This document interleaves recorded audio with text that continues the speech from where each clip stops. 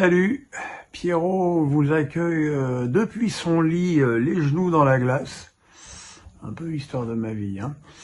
Mais bon, vous en foutez, vous avez bien raison. Soirée d'Europa League, troisième soirée d'Europa League, beaucoup mieux que la semaine dernière, ça pouvait pas être pire en même temps.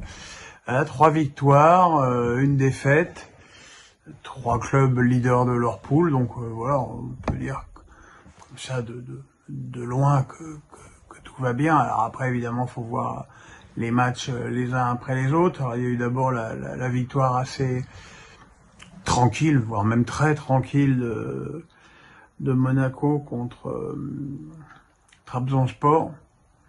Et j'ai trouvé cette équipe de Trabzonspor un petit peu curieuse parce que on voyait clairement qu'elle avait les moyens et les joueurs pour faire mieux et qu'il y avait un manque d'enthousiasme dans cette équipe turque qui évidemment ne passe pas contre une équipe du calibre de Monaco avec Ben Yedder qui a donc marqué 2 buts avec son petit penalty habituel et puis un ballon coupé au premier poteau. Voilà, je dirais un match tranquille pour des Monégasques qui sont mieux là et qui peuvent espérer. Maintenant, voilà, c'est sûr que le match retour à Trabzonspor sera certainement un petit peu plus costaud. Dans le même temps,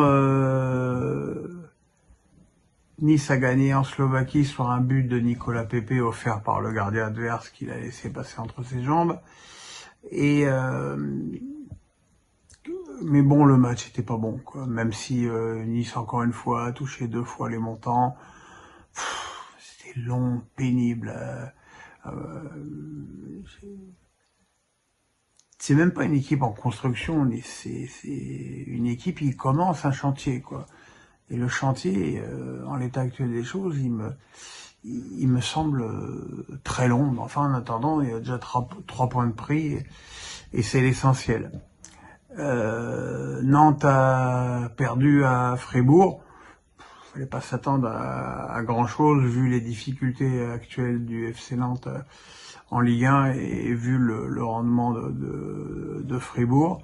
Ça a été un match où les Nantais ont longtemps été solides défensivement autour de Lafont et qui ont fini par céder au fil du match. Mais bon, le problème de Nantes, c'est qu'il y a absolument rien devant, quoi, et que tu peux pas gagner un match de foot si tu marques pas de but et ça va devenir problématique. Alors on le savait, hein, qu'en Coupe d'Europe, la barre était trop haute, mais j'ai peur qu'elle soit aussi trop haute en Ligue 1 assez rapidement.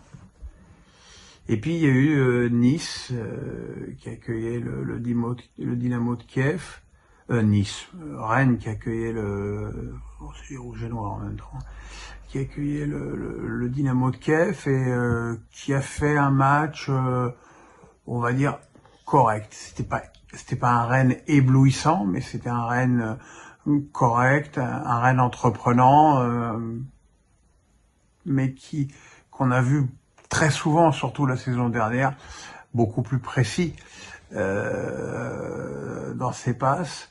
Là, c'était un petit peu, c'était pas poussif parce que le mot ne convient pas, parce que le jeu de Rennes était tout sauf poussif ce soir, mais c'était imprécis. C'était imprécis. Ce qui n'était pas imprécis, c'était l'ouverture du score de Ternier, une magnifique frappe dans la lunette opposée. Et en face, on avait une équipe du Dynamo de Kiev. Alors on va mettre de côté le pathos du problème de ukrainien et tout ce qu'on veut, mais au-delà de ça, ça fait plusieurs saisons que le Dynamo de Kiev nous offre, un visage un petit peu comme on l'a vu ce soir au Horizon Park, c'est-à-dire d'une équipe qui quadrille bien le terrain, mais qui manque de personnalité. Franchement, il n'y a pas un joueur qui m'a sauté aux yeux à part Zigorchuk pour son activité et les coups qu'il a mis. Ils ont quand même réussi à égaliser avec une frappe en 2 temps qui a trompé Mandanda. Et puis voilà, les Rennais ont poussé de façon plutôt désordonnée en seconde période et ils ont fini par trouver la faille grâce à Désiré Doué qui a exploité une mauvaise relance ukrainienne pour venir marquer le but de la victoire. Voilà, Rennes a 7 points, donc maintenant voilà, le match retour évidemment n'aura pas lieu à Kiev, ce qui sera évidemment moins dur pour les Rennais.